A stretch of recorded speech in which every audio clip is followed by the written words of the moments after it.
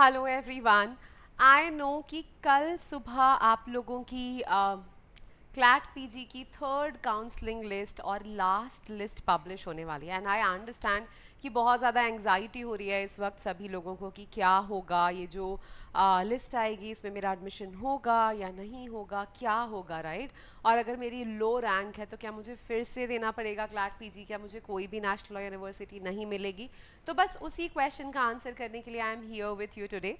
So welcome back to the YouTube channel of legal edge after college. मैं हूँ मानसी और आज आपके साथ इसी क्वेश्चन को डिस्कस करने वाली हूँ कि अगर आपकी लो रैंक आई है क्लैट पीजी में इस साल, या पहले अच्छी आई थी बट बहुत सारा जो शफलिंग हुई, रिजल्ट्स चेंज हुए, उसकी वजह से आपकी लिस्ट, आपकी रैंक अगर कम हो गई है, तो क्या आपको अभी भी एक नेशनल यूनिवर्सिटी में एडमिशन मिल सकता है इवन आफ्टर थर्ड लिस्ट। और थर्ड लिस्ट में भी अगर आपको आपकी पसंद की यूनिवर्सिटी नहीं मिल रही है या कोई यूनिवर्सिटी नहीं मिली है, तो भी क्या कोई स्कोप है कि आपको कोई दूसरा मतलब किसी तरीके से किसी नेशनल यूनिवर्सिटी से एलएलएम करने की अपॉर्चुनिटी मिल जाए। उसके ऊपर आज हम डिस्कशन करेंगे। जल्दी से लाइक कर दो वीडियो को, जाके अपने सारे एलएलएम फ्रेंड्स के साथ या जो भी लोग पीजी क्लैट पीजी का एग्ज़ाम दिया है, जिन भी लोगों ने, उन सब के साथ जाके इस वीडियो को जल्दी से शेयर करो और सब्सक्राइब करो। ठीक। तो can you still get NLU with a low rank in CLAT PG? That is the question. Before that, LEACYT एक कूपन कोड है जो आप हमारी वेबसाइट पर यूज़ कर सकते हैं to avail 10% off on all our courses. अगर आप इंटरेस्टेड हैं तो toprankers.com पे जाके विजिट कर सकते हैं, ऑनलाइन कोर्सेज पर क्लिक कर सकते हैं। LLM प्लस लॉ ऑफिसर के अंदर हमारे पास क्लैट पीजी, एलिट पीजी, सारे LLM entrance exams, basically UGC net law, government law officer exams, AIBE, इन सब के कोर्सेज अवेलेबल हैं। अगर आप किसी में भी इंटरेस्टेड हैं तो जाके चेकआउट कर सकते हैं, और अगर परचेज़ करना है तो ये कोड का भी यूटिलाइजेशन कर सकते हैं। परचेज़ करने के लिए आप इस नंबर पे भी कॉल कर सकते हैं, विच इज़ 6363286363, राइट। शायद मेरी वजह से दिख नहीं रहा है ये नंबर, क्या आप दिख रहा है? नहीं, अभी भी नहीं दिख रहा है, right, but this is the number. Okay, ठीक। अब आते हैं टू आवर क्वेश्चन। तो क्या आपको मिल सकती है कोई seat? So yes, of course, absolutely, right. इतने बोल्ड लेटर्स में मैंने एक बड़ा सा यस लिखा हुआ है।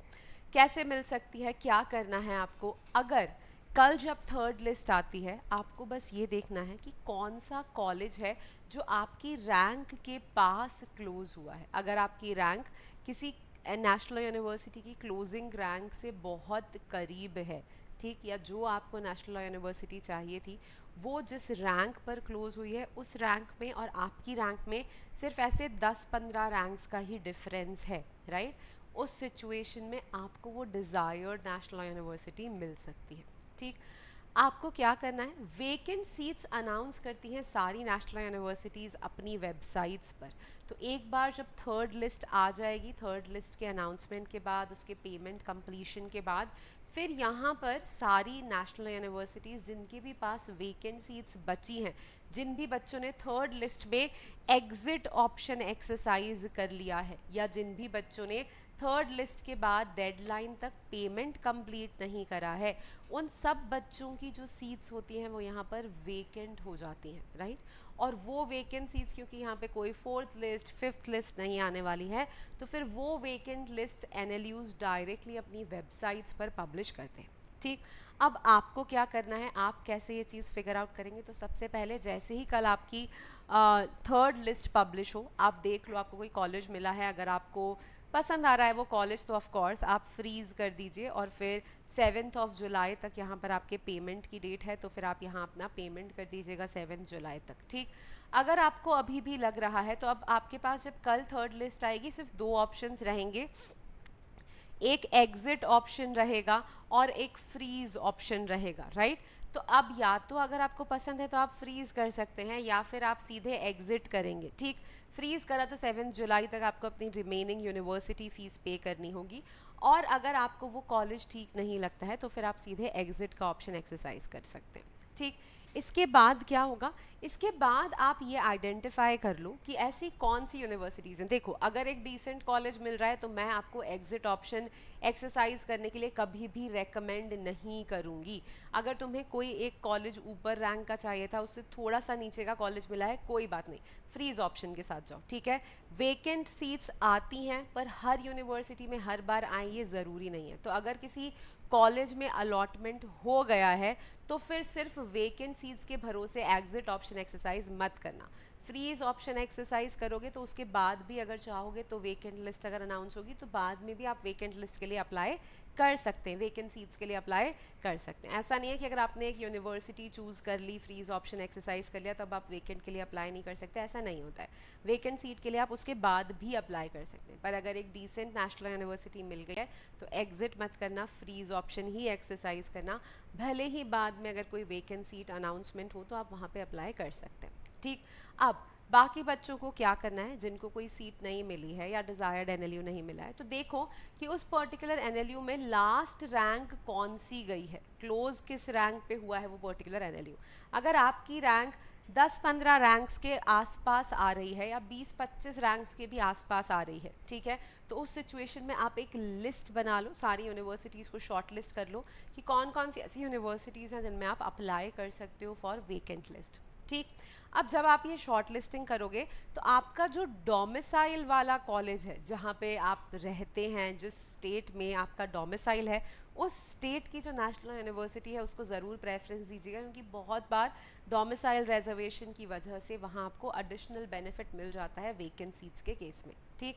अगर आपके पास कोई दूसरा रिजर्वेशन भी है, कास्ट रिजर्वेशन है या डिसेबिलिटी रिजर्वेशन है, किसी भी तरीके का अगर आपके पास रिजर्वेशन है और अगर वो रिजर्वेशन डोमिसाइल के साथ क्लब हो रहा है तो आपको एक और एडिशनल एडवांटेज मिल सकता है। तो अगर आप जब भी ये रैंक्स चेक करेंगे तो अपने रिजर्वेशन के हिसाब से, अपनी कैटेगरी के हिसाब से, फीमेल्स हैं तो फीमेल्स हॉरिजॉन्टल रिजर्वेशन के हिसाब से, डोमिसाइल के हिसाब से कैटेगरी वाइज रैंक को भी चेक कर लेना कि कैटेगरी वाइज कौन सी रैंक पर क्लोज हुआ है, जनरल कौन सी रैंक पर क्लोज हुआ है। दोनों सिचुएशन में आपकी रैंक जहाँ भी क्लोज फॉल कर रही हो उन यूनिवर्सिटीज़ को शॉर्टलिस्ट करके एक लिस्ट बना लेना, ठीक।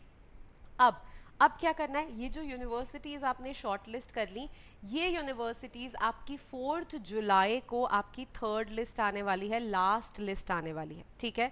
और 7 जुलाई आपकी लास्ट डेट है यहाँ पर यूनिवर्सिटी फ़ीस पे करने के लिए। यूनिवर्सिटी फ़ीस आपको 7 जुलाई तक पे करनी है। एडमिशन्स कंफर्म हो जाएंगे बाय 10 जुलाई।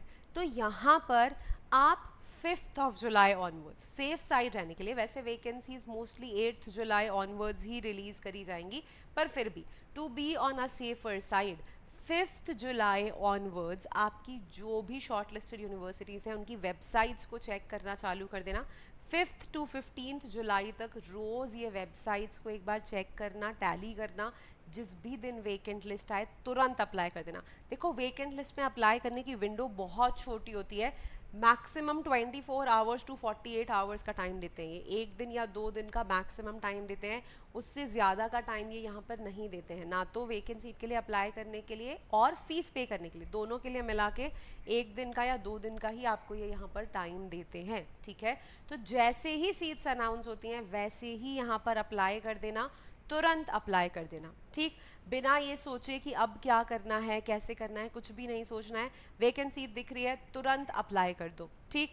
अब एक और चीज़ जो यहाँ पर है, जो बच्चे जिन्होंने फ्रीज ऑप्शन एक्सरसाइज कर लिया है और उनके प्रेफर्ड एनएलयू में अगर कभी कोई वैकेंसी आती है तो उनकी फ़ीस का क्या होगा, तो हर नेशनल यूनिवर्सिटी में ऑफ कोर्स आपकी जो काउंसलिंग रजिस्ट्रेशन फ़ीस है उसके 5-10 हज़ार रुपये डिडक्ट हो जाएंगे। आपकी जो कन्फर्मेशन फ़ीस थी वो तो क्लैट काउंसलिंग वालों ने ही बोल दिया था कि 4 फीट हो जाएगी, तो वो तो आपका लॉस थोड़ा होगा, ठीक है, थोड़ा अमाउंट है जो ये यहाँ पे डिडक्ट करेंगे, उसका थोड़ा लॉस होगा। बट हर नेशनल यूनिवर्सिटी में एक विड्रॉवल डेट होती है, ठीक है, there is a withdrawal date. आप उस विड्रॉवल डेट तक अगर अपना एडमिशन विड्रॉ करते हैं तो एक certain amount of university fees आपको रिफंड कर दिया जाता है, ठीक।